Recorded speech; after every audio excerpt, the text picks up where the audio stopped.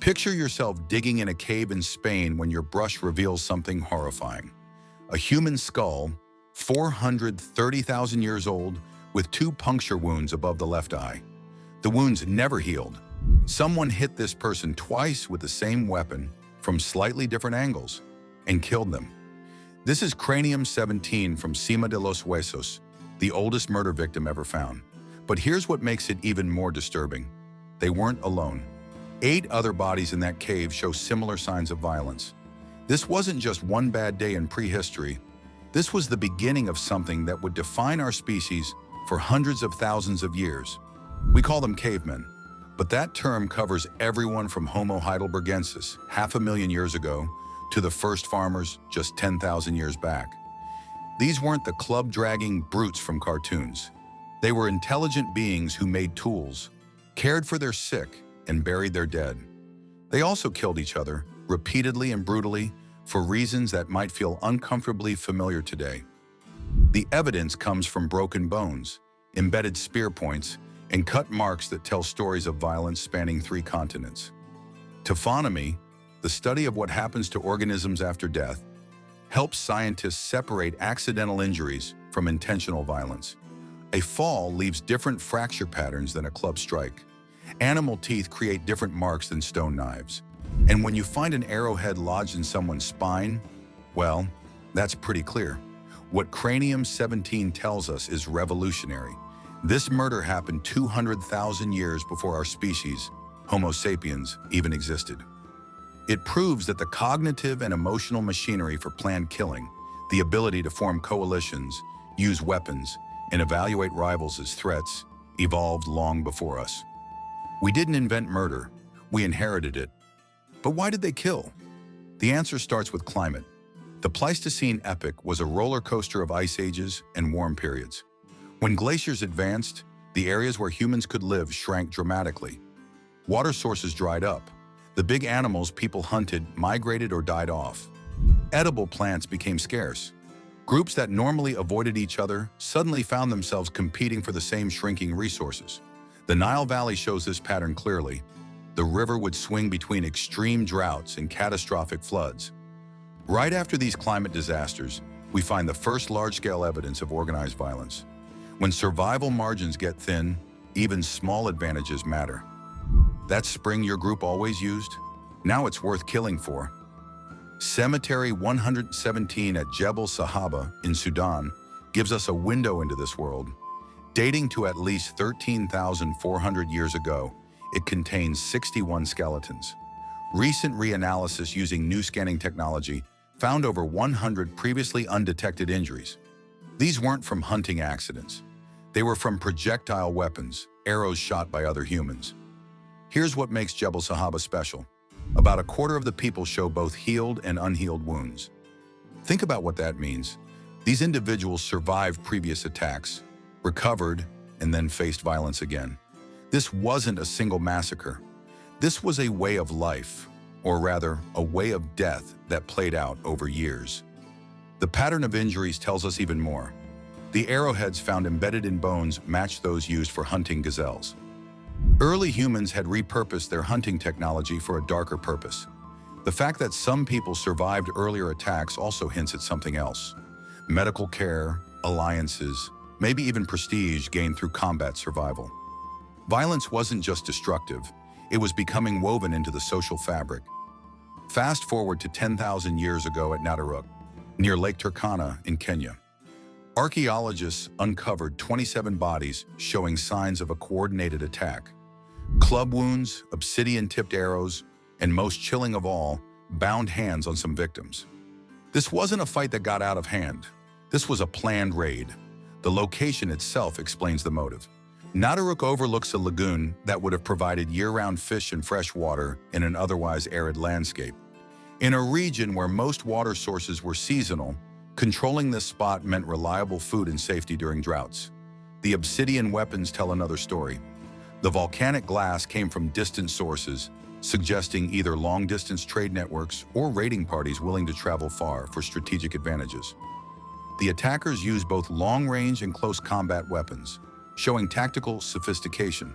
They left the bodies unburied, perhaps as a warning to others. This looks less like personal revenge and more like organized warfare. The inclusion of women and children among the dead suggests total war, aimed at eliminating a rival group entirely. The game changed completely when humans invented farming. At Talheim in Germany, dating to 5500 BC, archaeologists found a death pit containing 34 people from the linear Ban-Ceramic culture, Europe's first farmers. Every single one had been murdered, their skulls crushed by axes or pierced by arrows. Genetic and isotopic analysis revealed something disturbing. All the victims were locals except for one group, young women. The attackers had killed the men and children but taken the local women, probably by force. This wasn't random violence. This was a calculated raid for specific resources, land and reproductive partners. Farming created new motives for murder. Unlike hunter-gatherers who could move when conflicts arose, farmers were tied to their fields. They had houses, storage pits full of grain, and plots of cleared land that represented years of investment. These became fixed targets. Surplus food made raiding profitable. Inheritance rules meant specific families controlled specific lands, creating persistent rivalries. The linear Ban-Ceramic culture spread rapidly across Central Europe, and with it came a spike in fortified settlements and mass graves. Bioarchaeological evidence shows that early farmers faced homicide rates that would rival today's worst conflict zones. The romantic image of peaceful village life crumbles before the evidence of systematic violence. At Halberstadt, another LBK site from around 5200 BC, the violence took a different form. The victims all showed cranial injuries delivered from above, execution style.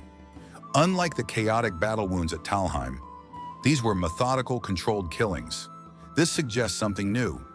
Communities weren't just fighting outsiders. They were developing internal systems of lethal punishment. When groups can't simply walk away from each other, they need new ways to handle conflict and enforce rules. The executions at Halberstadt might represent an early form of capital punishment, a proto-state using deadly force to police behavior and maintain hierarchy. Violence was becoming institutionalized. The demographics of these massacres reveal another brutal motive: reproductive competition. At Talheim, local women were notably absent from the dead. Ethnographic studies of similar societies show this pattern repeatedly. Raiders kill men and children but capture fertile women.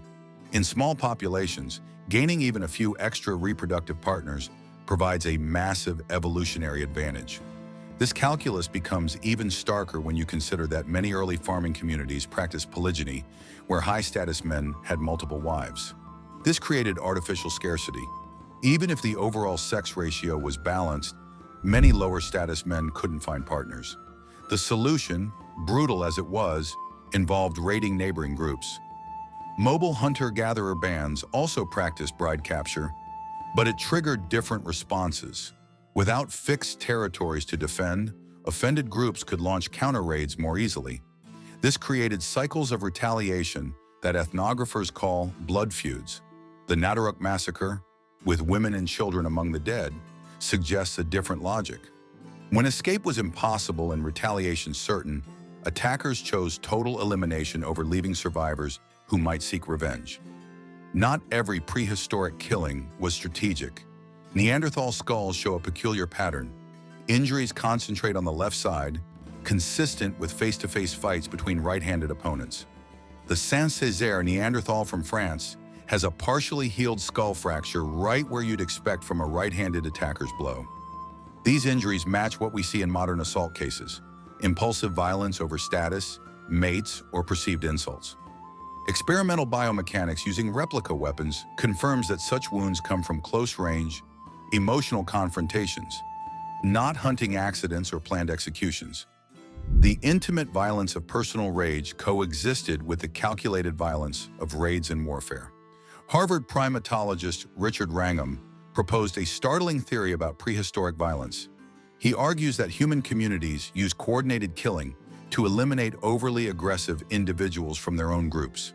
By executing would-be tyrants, our ancestors essentially domesticated themselves, reducing reactive aggression while maintaining the capacity for planned violence.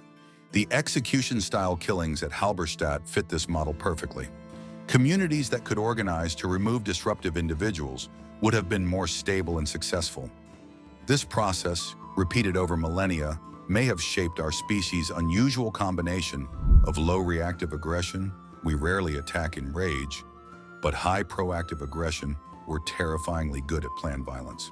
Violence within groups wasn't limited to executing troublemakers. Infanticide leaves ambiguous traces in the archaeological record, but demographic patterns in some mass burials show suspicious overrepresentation of children. In great apes, males routinely kill the offspring of rivals to bring females back into fertility. Humans may have practiced similar behaviors. In resource-scarce environments, infanticide might also have served as brutal birth control. When a group can't support another mouth to feed, the logic of survival overrides parental instinct. These internal killings complicate any simple narrative about violence being directed only at outsiders. Some prehistoric violence went beyond killing to consuming the dead. Cut marks on the 600,000-year-old Bodo cranium from Ethiopia and on multiple bones at Grandolina in Spain show deliberate defleshing. Whether this was purely nutritional or had ritual significance remains debated, but either way, the dead were processed by other humans. Energetic calculations are sobering. A 60-kilogram adult provides roughly 30 kilograms of edible tissue, comparable to a large antelope. In marginal environments where big game was scarce, cannibalism offered grim efficiency. But ethnographic parallels from the Amazon and New Guinea suggest additional motives: humiliating enemies, absorbing their strength, or terrorizing future attackers. Neanderthals left their own record of violence. Meta-analysis of Neanderthal trauma finds injury rates similar to early modern humans, but with distinctive patterns. They show more cranial damage and fewer projectile wounds, suggesting close-quarters violence. Some injuries clearly come from weapons rather than accidents. A puncture wound that matches a spear point isn't from a fall. This overlap between hunting and fighting runs deep. The same thrusting spear that could bring down a bison could kill a rival. The same tracking skills that located prey could find enemies. The same cooperative hunting strategies could organize raids. Violence and subsistence were two sides of the same behavioral coin. Sorting accidental injuries from intentional violence requires careful analysis. Scientists examine fracture patterns, healing stages, and embedded artifacts. A healed break suggests survival and care. An unhealed wound with an arrowhead still lodged in bone tells a different story. But preservation bias means we see only a fraction of prehistoric deaths. Cave sites and formal burials overrepresent certain populations. The archaeological record is conservative. Every identified murder implies others will never find. Our closest living relatives offer disturbing parallels. Chimpanzee males patrol territorial boundaries and launch lethal raids to kill rivals and capture females. The behavior is so similar to human warfare that primatologists use military terminology to describe it. Bonobos, once thought to be peaceful, actually show male-on-male aggression 2.8 times more often than chimps, though females usually avoid violence. This variation within our ape cousins shows that violence isn't inevitable, but context-dependent. Diet richness, group structure, and mating systems all influence aggression levels. Humans took these primate tendencies and amplified them through culture and technology. The long debate between Thomas Hobbes, who saw prehistoric life as nasty, brutish, and short, and Jean-Jacques Rousseau, who imagined peaceful, noble savages, misses the nuanced truth. Steven Pinker argues that violence has declined over human history, while critics like Brian Ferguson contend that prehistoric war was rare and localized. The evidence supports neither extreme. Violence was neither universal nor absent, but responded to specific conditions. Resource scarcity, population pressure, and technological advances all pushed the needle toward conflict. Evolution provided the capacity for violence. Environment and culture determined when it erupted. Technology steadily increased killing efficiency. Wooden thrusting spears gave way to throwing spears, then to bows and arrows. Each innovation increased range and reduced risk to attackers. The addition of stone tips, then obsidian blades, made weapons deadlier. Storage technology, pottery, houses, and granaries concentrated wealth and made raiding more profitable. This wasn't moral progress or decline, but a dynamic system. As weapons became deadlier, societies developed counter-strategies, fortifications, alliances, and eventually institutions like chiefs and councils that monopolized legitimate violence. The archaeological curve of homicide frequency tracks this arms race between killing technology and social control. Reading violence from bones requires acknowledging what we can't see. Soft tissue wounds leave no trace. Skeletal remains aren't random samples but reflect preservation conditions and excavation choices.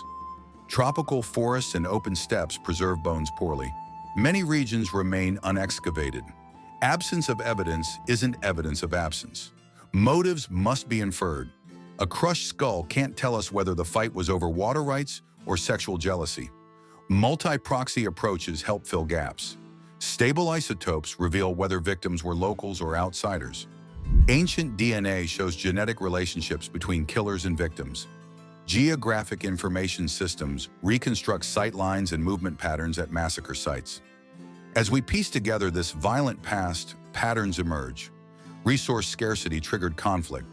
Climate instability amplified it. New technologies enabled it. Social complexity eventually channeled it into institutions that could sometimes prevent it. But the capacity for violence never disappeared. It remains part of our evolved psychology, ready to emerge when conditions deteriorate. Early humans killed for overlapping reasons: to capture calories during famines, to steal reproductive partners, to eliminate rivals, to enforce group norms, to cement alliances, and sometimes simply to eat. The thread connecting these motives is fitness optimization under harsh conditions. Natural selection favored groups that could deploy violence strategically while avoiding becoming victims themselves. This isn't a story of inevitable human evil or fall from paradise. It's about behavioral flexibility in response to challenges. The same cognitive abilities that let us plan ambushes also let us negotiate peace. The same social bonds that organize war parties also created systems of justice. The same technologies that improve weapons also enhance communication and trade. Understanding prehistoric violence matters because those old patterns haven't vanished. When resources shrink, hierarchies harden, or technology disrupts power balances, ancient logic reasserts itself. Rwanda, Bosnia, Syria, these modern tragedies echo prehistoric massacres. The bones from Jebel Sahaba and Nadaruk whisper warnings about what happens when cooperation becomes costlier than killing. But knowledge brings choice. Recognizing the deep roots of violence lets us design institutions that channel aggression productively. It helps us identify danger signs before conflicts explode.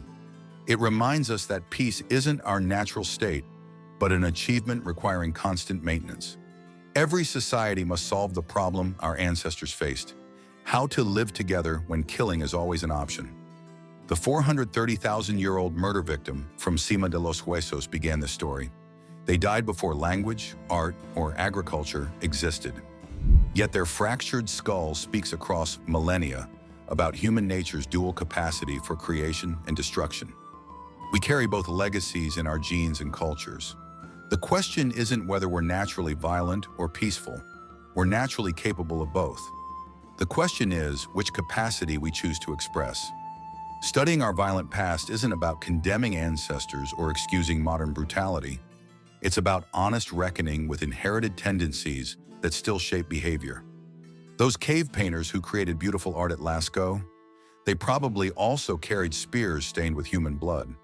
Those loving parents who nursed children through illness, they might have participated in raids against neighboring bands.